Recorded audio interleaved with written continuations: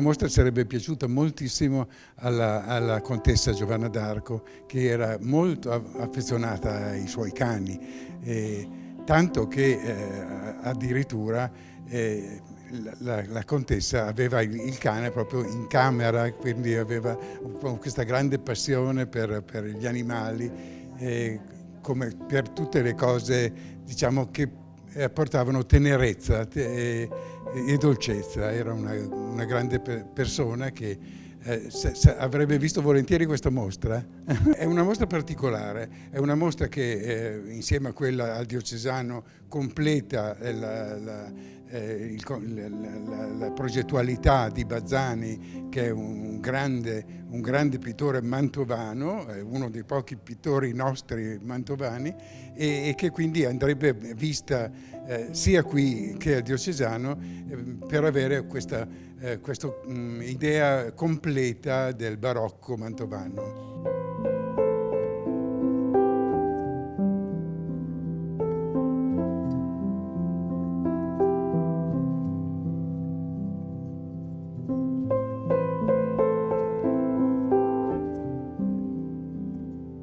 Leggendo attentamente l'autoritratto della collezione Rimini, ho capito che lui era un grande appassionato di cani e di conseguenza anche della caccia, perché era lo svago dell'epoca, tutti avevano il fucile e andavano a caccia. Ho fatto una sezione con delle riproduzioni, naturalmente, più che altro per vedere la tipologia dei vari cani che lui riproduce nei suoi dipinti, e quindi vuol dire che lui ama senz'altro il suo cane e lo riproduce nelle posizioni, l'ho detto, le più impensate, le più difficili, in cui si vede appunto anche l'anatomia stessa del cane, cioè la muscolatura, il pellame, il mantello, tutto è così.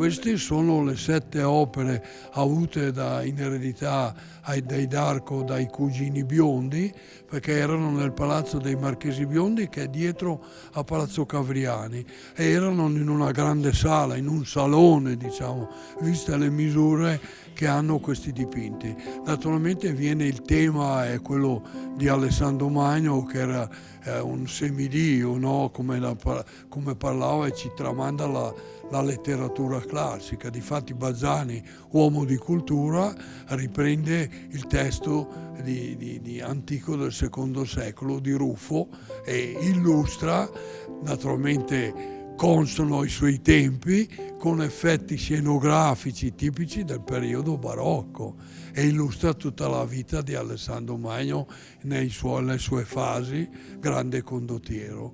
La città può godere e vedere questi disegni, che poi dopo 3 mesi per motivi di conservazione devono essere rinchiusi, e vale la pena venirli a vedere. I teleri sono sempre qua.